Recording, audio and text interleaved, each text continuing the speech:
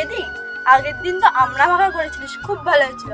আজকে তার গাছে অনেক পেঁপে হয়েছে, আজকে তাহলে একটা পেঁপে মাখা করবি? তাহলে আচ্ছা দাঁড়া বোন, তোকে আজকে আমি পেঁপে মাখাই করে খাওয়াবো। গাছে তো অনেক পেঁপে হয়েছে দেখ।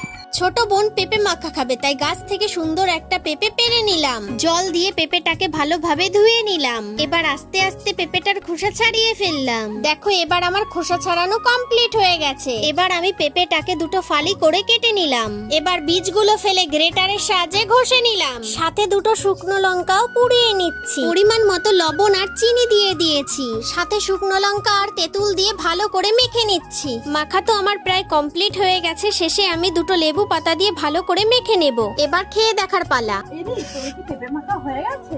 তাহলে আমাকে কাঁঠাল পাতায় দে তো, খেয়ে দেখি কেমন হয়েছে। হ্যাঁ হয়ে গেছে, এই নে একটু টেস্ট করে দেখ তো কেমন মেখেছি। বোন খেয়ে তো বললো খুব সুন্দর হয়েছে।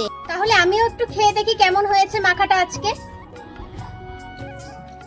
দুর্দান্ত হয়েছে।